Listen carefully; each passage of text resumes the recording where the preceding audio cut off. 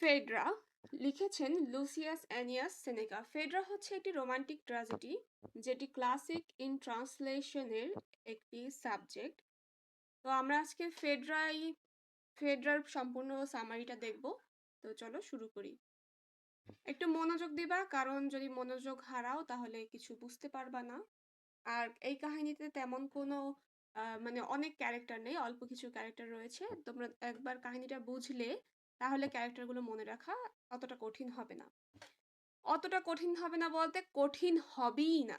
ঠিক আছে? তোমাদের মনে থাকবে মানে থাকবেই। একদম সিল মেরে থাকবে এরকম অবস্থা হবে। আচ্ছা চলো শুরু করি। তো আমাদের মেইন প্রোটাগনিস্ট হচ্ছে ফেডরা।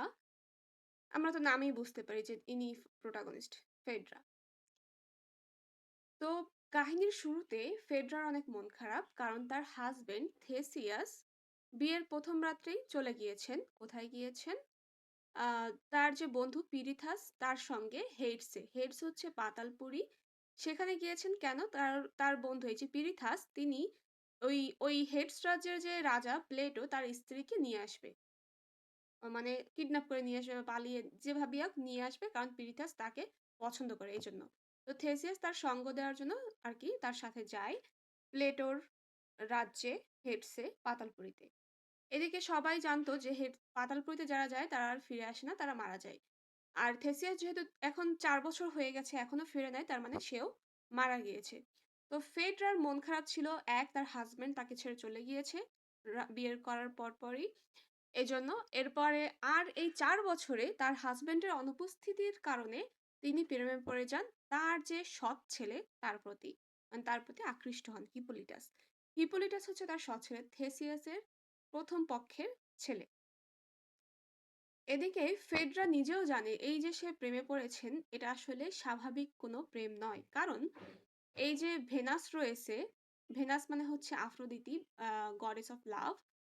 এই ইনি আর মার্স ২ জনে আরকি প্রেমে আবদ্ধ ছিল, এবং যে কাহিনীটা ফেডরা জানতো এবং ফেডরা আর ফেডরার পরিবার অ্যাপোলো জানতো। তো তারা না এটা ওপেন করে দেয়। মানে এই সিক্রেটটাকে ফাঁস করে দেয়। সেই কারণে ভেনাস রাগান্বিত হয়ে ফেডরার উপরে অভিশাপ দেয়। যে মানে অভিশাপ দেয়। তো সেই অভিশাপের ফলস্বরূপই তিনি তার সৎ ছেলের প্রতি আকৃষ্ট হয়। এবং সে এমনভাবে আকৃষ্ট হয় যে সে কোনোভাবেই এটা থেকে বের হতে পারে না। মানে কষ্টে ছিল এবং তার মন খারাপ ছিল, তিনি কান্না করতে ছিলেন। এক পর্যায়ে তার যে নার্স, এই যে এনন, তার নার্সের নাম হচ্ছে এনন, কিন্তু বইতে অনেক সময় লেখা থাকে দি নার্স। কিন্তু তার নাম হচ্ছে এনন। সেই সেই এনন জিজ্ঞেস করে ফেডরাকে, "তোমার কেন মন খারাপ?" এরপর ফেডরা তার কাহিনী বলে। এরপর এনন বলে যে, "না, এটা তো আসলে সম্ভব না। তোমার সৎ ছেলে হয়, তোমার তো এরকম করা উচিত না।" এটা আরকি বলে। কিন্তু ফেডরা বলে, "তুমি বুঝতেছো না। আমার এমন এখন অবস্থা যেন আমি একটা সমুদ্রের ভিতরে", মানে সে বলতেছে যে, সমুদ্রের ভিতরে ঝড়ে কবলিত জাহাজের যেমন অবস্থা হয়, সে তীরে ফেরার জন্য অনেক আ ক মানে অনেক চেষ্টা করতে থাকে, কিন্তু তারপরে তীরে ফিরতে পারে না। আমার অবস্থা ঠিক সেরকম। মানে সে তার অবস্থাটা বুঝানোর জন্য এনানকে বলে। তো এনান যখন নিজে বুঝিয়ে তাকে বোঝাতে পারে না, তখন এনান বলে, "ঠিক আছে, আমি তাহলে তোমাকে সাহায্য করব।" তো হিপোলিটাস করে কি? হিপোলিটাস হচ্ছে এমন একজন ব্যক্তি যিনি নারী বিদ্বেষী। তিনি চান একাই থাকতে, এবং তিনি পূজা করেন আ আ দেবী আর্টেমিস মানে ডায়ানাকে, এবং কারণ তিনি হচ্ছেন শিকারের দেবী, এবং তাই তিনি পূজা করেন, এবং তিনি শিকার মানে হিপোলিটাস আরকি শিকার পছন্দ করেন। শিকারে যান খালি। তার শিকারের প্রতি আগ্রহ বেশি। এজন্য তিনি আর্টেমিসের পূজা করেন। তো হিপোলিটাস করে কি, যখন আরকি ফিরে আসেন বাসায়, মানে রা আর এই কি বলে, রাজপ্রাসাদে আসেন শিকার থেকে, তখন আরকি এনন যায় তার কাছে কথা বলতে এবং জিজ্ঞাসা করে, "তোমার নারীদের প্রতি কিরকম অনুভূতি, বা তুমি নারীদেরকে তুমি তো অনেকদিন একা ছিলে, এখন বিয়ে-টিয়ে করো বা সংসার-টংসার করো।" এইসব আরকি ওকে বলে। মানে যাতে বুঝতে পারে ওর মানসিক অবস্থাটা কোথায়। এরপরে হিপোলিটাস আসলে নারীদের চারিত্রিক পবিত্রতা নিয়ে খুব সন্দেহপ্রবণ ছিল। তিনি ফেডরার মা, এই যে প্যাসিফাই, তার কথা বলেন। এই যে প্যাসিফাই হচ্ছে কি জানো? যে তিনি করেছেন একজন মনস্টার, মানে ষাঁড়ের সাথে আরকি প্রেমে পড়েন অবৈধভাবে, এবং সেই ষাঁড়ের সাথে প্রেমে পড়ার কারণে তার একটা সন্তান হয়, সেটাও ছিল একটা দানব। মনস্টার টাইপ হয় এবং এর কথা উল্লেখ করে যে আসলে নারীরা খুবই খারাপ। এরা এই যে হিপোক্রেটাস মনে করে যে নারীদের তাদের লালসা ও কামনার উপর নিয়ন্ত্রণ রাখতে পারে না এবং তারা যেকোনো সময় বিশ্বাসঘাতকতা করতে পারে। এরপর তিনি বলেন যে নারীরাই হচ্ছে সকল মন্দের মূল। কারণ হচ্ছে তিনি এই যে ট্রয় নগরের যে যুদ্ধের কাহিনী, হেলেন এই সকল কিছু নিয়ে তিনি আরকি বলেন। মানে তার মনোভাবটা হচ্ছে আ নারী মানেই ছিল লালসা এবং অস্থিরতা। তিনি চেয়েছিলেন তার বাবার মতো নারীদের পেছনে না ছুটে পবিত্র এবং সুশৃঙ্খল এক জীবন অতিবাহিত করতে। তো এই সকল কিছু যখন এনন শুনতে পান সাথে ফেডরা দূর থেকে শুনতে পান। ফেডরা আ এই মানে এনন এবং হিপোক্রেটাসের যে কথোপকথন সেটা দূর থেকে শুনতে পান। শুনতে পাওয়ার কারণে ফেডরা অজ্ঞান হয়ে যান। মানে সে তো আসলে হিপোক্রেটাসকে পছন্দ করে। তো এই হিপোক্রেটাসের মুখ দিয়ে ওইসব কথা শোনার পরে সে অজ্ঞান হয়ে যায়।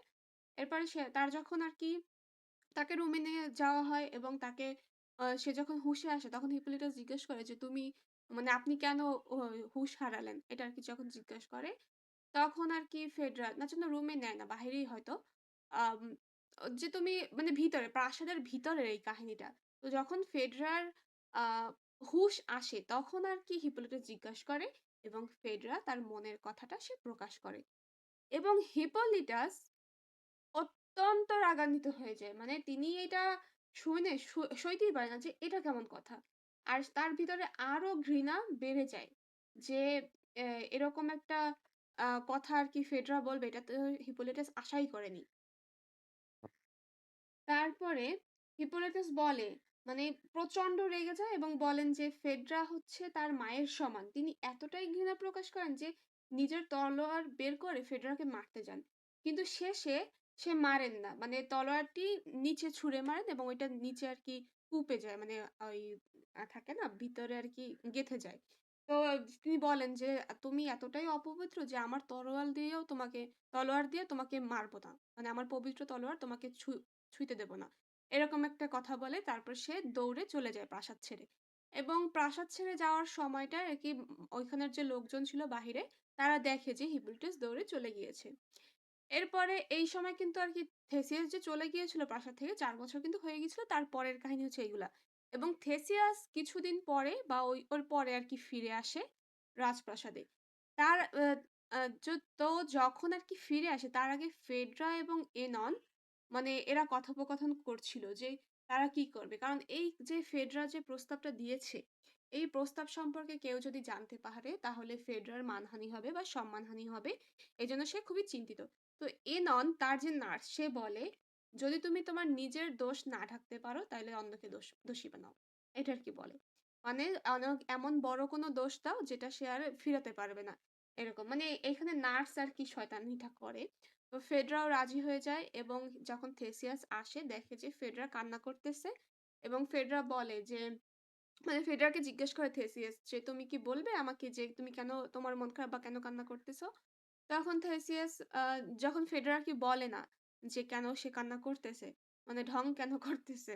তারপরে থেসিয়াস বলে যে, "আমি কিন্তু নার্সের কাছে তাইলে জিজ্ঞেস করব।" এবার ফেডেরা বলে যে, "তোমার সন্তান আমার মানহানির চেষ্টা করেছে। মানে আ রেপ করার চেষ্টা করছে, অ্যাসল্ট করার চেষ্টা করছে। এরপর হিপোলিটাস চলে গিয়েছে। তুমি দেখো প্রমাণস্বরূপ তার তলোয়ারটাও ওখানে রয়ে গিয়েছে এবং আ উম আ কি বলে বাহিরের মানুষও দেখেছে তাকে দৌড়ে যেতে।" এটা আরকি সে বলে। তো থেসিয়াস এই কথা শুনে যে তার স্ত্রীর উপর এমন একটা কাহিনী করছে তার নিজের সন্তান, সে এত পরিমাণ রাগান্বিত হয়, মানে সে আর কোনো কিছু চিন্তা ভাবনা করে না। তিনি আর প্রমাণেরও কোনো আ প্রয়োজন মনে করে না। তিনি করে কি? তার একজন যে স্বর্গীয় দেবতা, তার স্বর্গীয় বাবা বলে যাকে, নেপচুন বা পোসেইডন, তাকে আরকি বলে যে, "তুমি হিপোলিটাসকে শাস্তি দাও, তাকে মেরে ফেলো।" ঠিক আছে? আচ্ছা আমি কমেন্ট করতে কিন্তু পরে বলছি। আচ্ছা তারপর দেখি তোমার কমেন্ট কি করছো। ম্যাম কোনো জায়গায় নেপচুন লেখা আবার কোনো জায়গায় পসেইডন লেখা। আমরা কোনটা লিখবো? আচ্ছা দেখো আমি কিন্তু নেপচুন আর পসেইডন ২ টাই লিখছি। কেন লিখছি? কারণ আমিও দেখেছি যে কোনো জায়গায় নেপচুন, পসেইডন ২ টাই মানে একেক জায়গায় একেকটা লেখা। এখন তোমরা কোনটা করবা? তোমরা ফার্স্ট অফ অল বইতে যেটা লেখা থাকবে, বইতে কোয়েশ্চেন এর অ্যান্সার যেটা পাবা ওইটা লিখবা। এক কথায়। এছাড়া তুমি যদি লজিক্যালি দেখো তাহলে পোসিডন হবে। কেন হবে?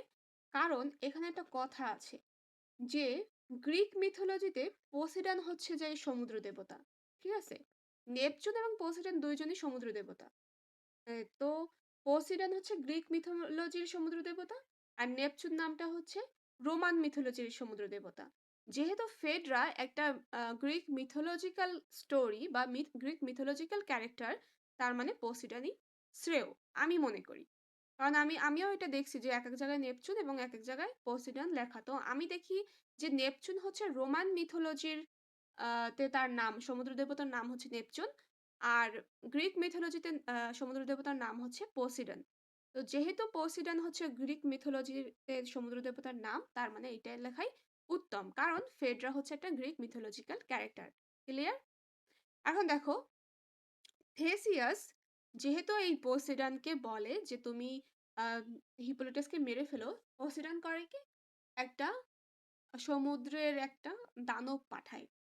হিপোলিটাস যখন সমুদ্রের পাড় থেকে যাচ্ছিল তার ঘোড়ার রথে করে, সেখান থেকে সেই ঘোড়াগুলো দেখতে পায় যে সমুদ্র থেকে একটা ষাঁড়ের মতো মনস্টার উঠে আসছে। সেটা দেখে ঘোড়াগুলো খুবই ভয় পায় এবং খুব জোরে দৌড়াতে থাকে এবং তারা এত পরিমাণে দৌড়াতে থাকে যেটা হিপোলিটাস মানে বিচলিত হয়ে যায়। হিপোলিটাস মনে করে যে এতে একটা অ্যাক্সিডেন্ট ঘটবে। তার নেমে যাওয়া উচিত। সে যখন নামবে এরকম ভাব, তো ওই একটা মানে অত গতির মধ্যে দিয়ে যখন সে নামবে, সে আসলে নিচে পড়ে যায়। পড়ে যাওয়ার ফলে কি হয়? তার পাটা ওই রথের একটা দড়িতে আটকে যায়। যেহেতু সে তার পাটা আটকে গিয়েছে এবং আগের ওই রথগুলো অনেক উঁচু হতো, সেই রথে পা আটকানো এবং তার মাথাটা নিচের দিকে থাকে এবং পুরা রাস্তায় তার মাথা টাক খাইতে, খাইতে মানে কি বলে? বাড়ি লাগতে আরকি যায়। যার কারণে মানে আঘাত লাগে তার মাথায়। তো এই আঘাতের ফলে তার তো মানে একদম রক্ত বের হয়ে যায়। তো একটা পর্যায়ে হয় কি? একটা কাঠের তীক্ষ্ণ একটা কাঠের গুঁড়ি মানে যেখানে আরকি তীক্ষ্ণ ভাবে ছিল এটা কাটা। তো ভেঙে যাওয়া বা অনেক সময় হয় না যে গাছ ভেঙে গেলে তীক্ষ্ণভাবে থাকে? তো সেরকম ছিল। তো সেই কাঠের গুঁড়ির সাথে আরকি হিপোলিটাসের মাথাটা বা গলায় আরকি লাগে এবং তার মাথা বডি থেকে আলাদা হয়ে যায় এবং তার মাথা ছিন্নভিন্ন হয়ে যায়। মানে তার বডিও একদম বিভৎস হয়ে যায়।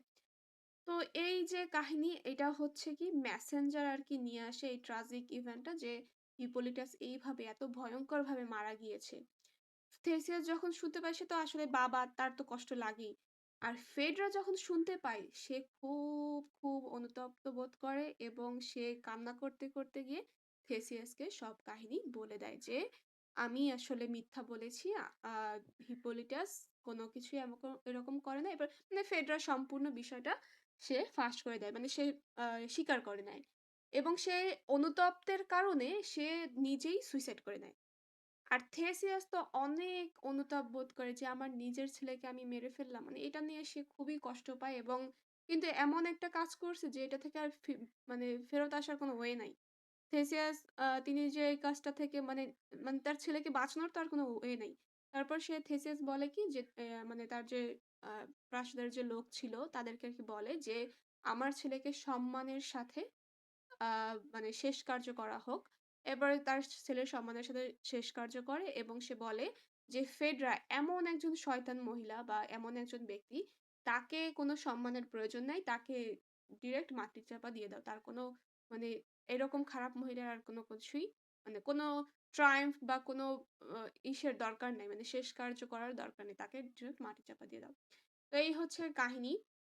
তো এখান থেকে আমরা কি দেখতে পাই দেখো ফেডরা এই যে লাস্ট মানে তার যে হিপোলিটাসের প্রতি যে আকর্ষণ এই লাস্ট হচ্ছে একটা থিম। এটার মেইন থিম হচ্ছে আ ট্রা আ ই ব কি বলে রিভেঞ্জ। রিভেঞ্জ কেন? ফেডরা কিন্তু হিপোলিটাসের উপরে রিভেঞ্জ নিয়েছে। ঠিক আছে? রিভেঞ্জ হচ্ছে এর একটা মেইন থিম। এটার মেইন থিমই হচ্ছে রিভেঞ্জ। এছাড়াও রয়েছে লাস্ট, সিন অ্যান্ড পানিশমেন্ট এগুলো। তো আশা করি বুঝতে পারছো। এরপর দেখো আমরা চলে যাচ্ছি পরবর্তী এইটার যে কোয়েশ্চেন গুলো রয়েছে সেই কোয়েশ্চেন গুলো আমরা দেখব।